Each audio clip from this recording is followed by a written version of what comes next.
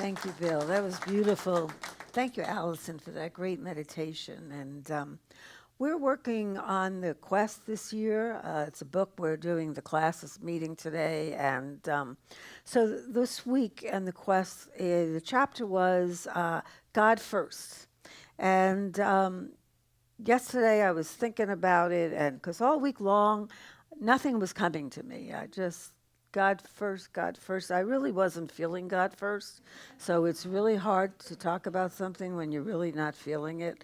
And in fact, I was kind of thinking God was like last at the end of the line somewhere.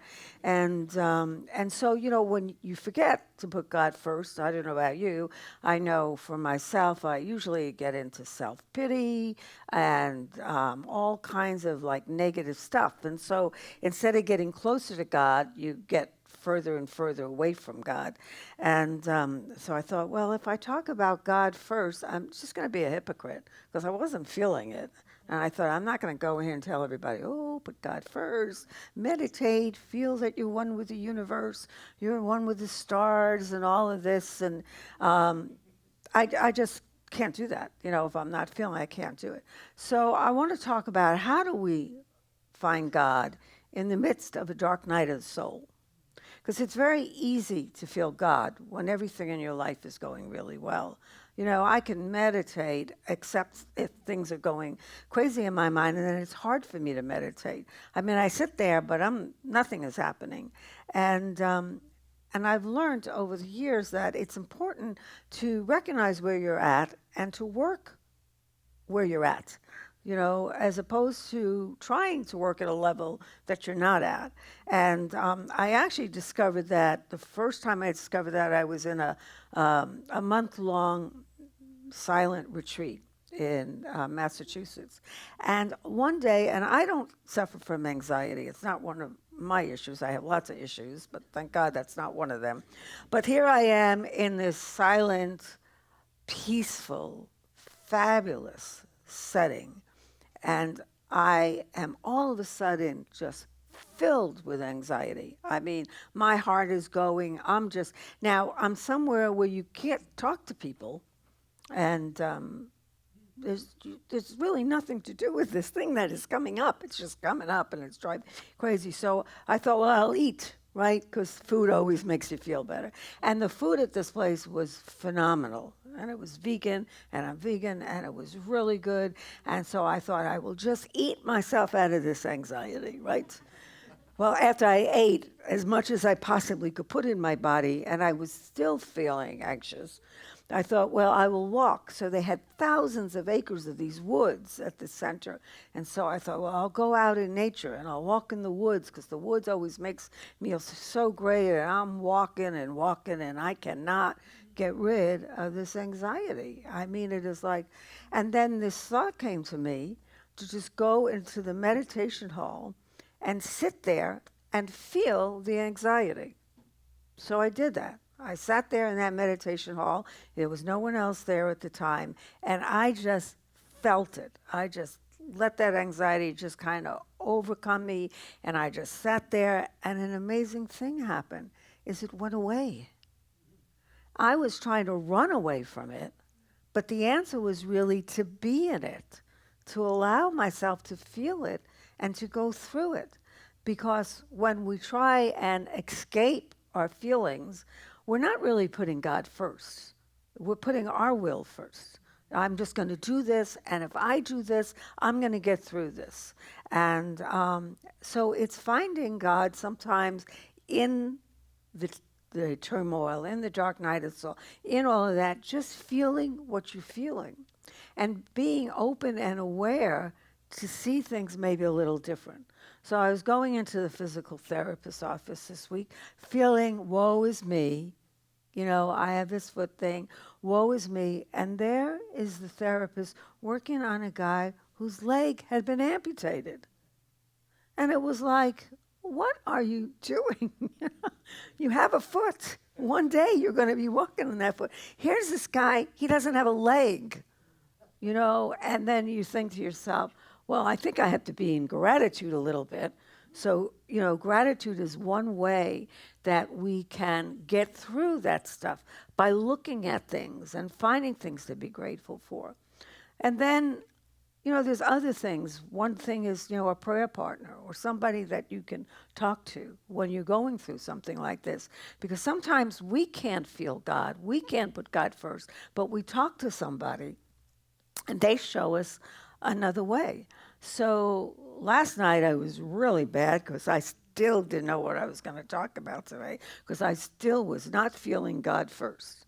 God maybe came up to next to last in the line. He wasn't quite last, but he wasn't quite anywhere near first. So I'm blessed because I'm in a 12-step program, and so I have a sponsor.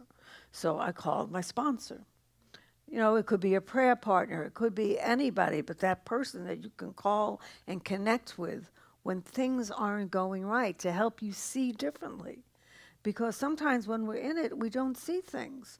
And sure enough, I made the phone call and she said to me, just be honest, just tell it like it is. And I was like, oh, okay, that's a good concept.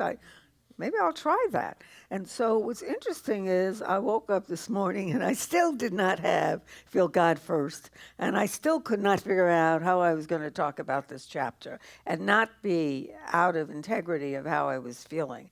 But I did feel a little better because the thought came to me, music. Music is an amazing thing when we're in a place that we can't get out of. So I love all different kinds of music. But when I'm really not feeling God first, I listen to Christian music, gospel music. And I don't hear the words that don't fit with what I believe, but I hear the words that do. And one of my favorite songs is called Blessings. And it's about that maybe the trials in our life are really the blessings. They're God in disguise. Because when you think about it, we grow spiritually through the harder times in our life. Because when things are going well, we got it. Well, I can just talk for me. I got it, God. I'm handling this. I'm in the driver's seat. I'm in control. Everything is good. My life is good. My spiritual life is good. Everything is working out fine. And I'm basically taking off down the road. And then what happens is you're driving along and the road is smooth and everything is good. You're in control. And all of a sudden you hit a bump. Hopefully it's a bump and it's not another car or something else. And then all of a sudden, life goes, and then you have to deal with it and you have to walk through the challenge. So many years ago, I was visiting my family in Miami and my grandkids were, maybe at that time they were 10 and 8 or 11, and anyway, somewhere around there. And we had been out all day in Miami, and Christopher and myself and the grandkids, and I had my daughter-in-law's car, and it was a fabulous day. We were at the park, we went out for lunch. It was like your perfect grandchild day, right?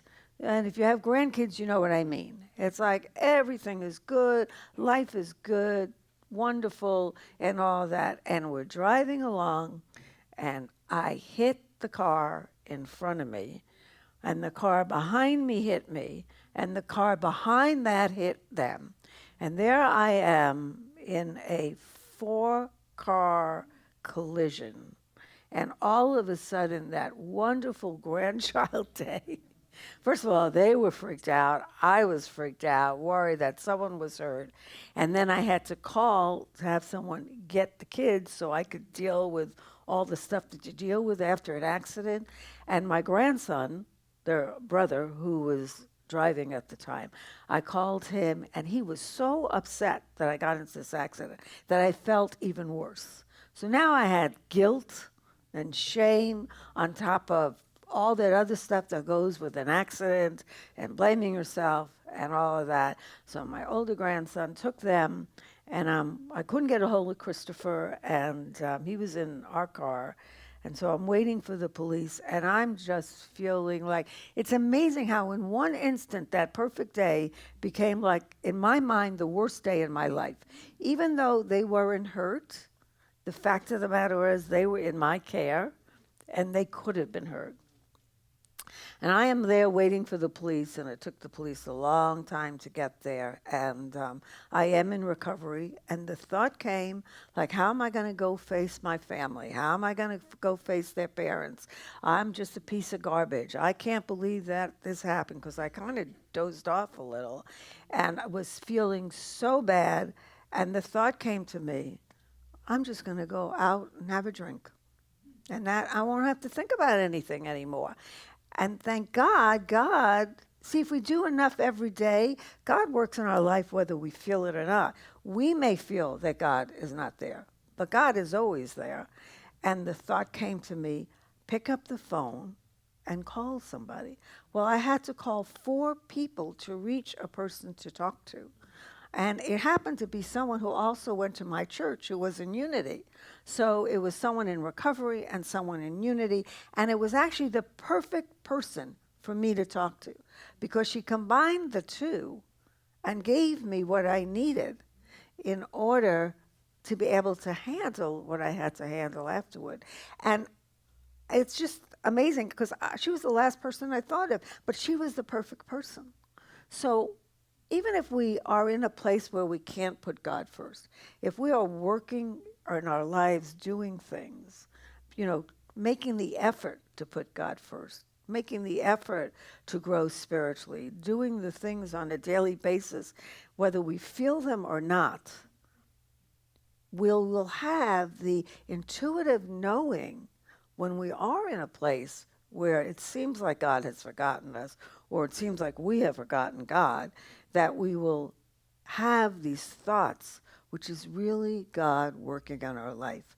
Because I believe that God may talk to us in meditation and prayer, but God really talks to us in this intuitive knowing of what to do when you can't feel God, but yet you know that God is there. Because God is always there, whether we put God first or not. We don't have to put God first. God puts us first, right? I mean, whether I pray or not, for all the years that I did not believe in God, God believed in me.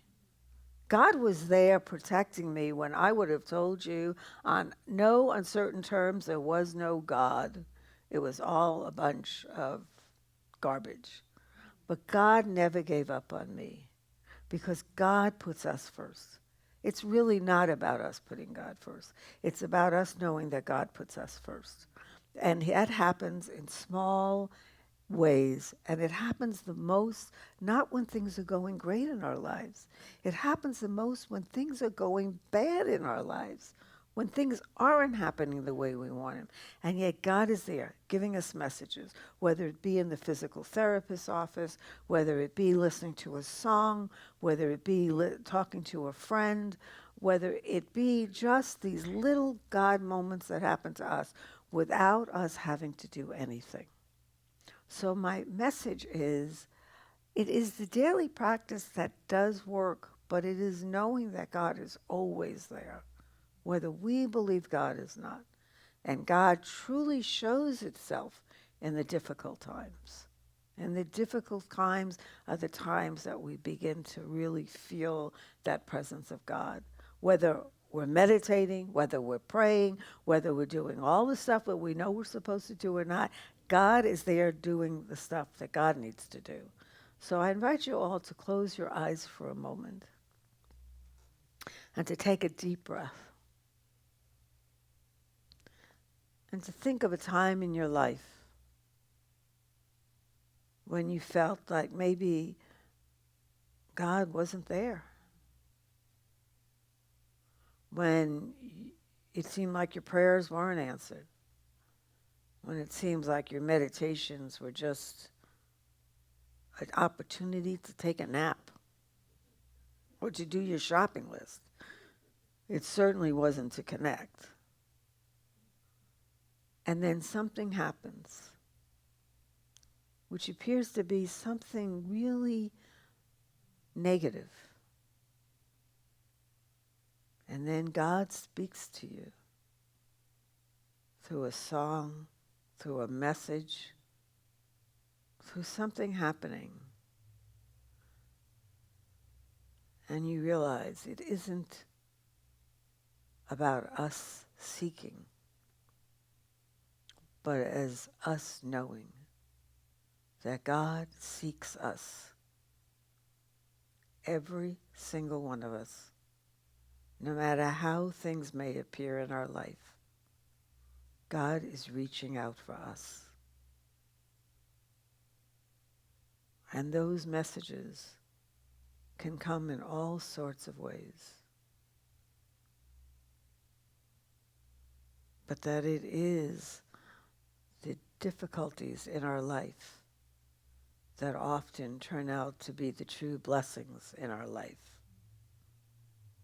And so we have to be grateful for everything in our life, the good and the not so good, the ups and the downs, the bright sunny days and the dark nights of our souls. God is there. God is with us. And God always puts us first. And so it is. Amen.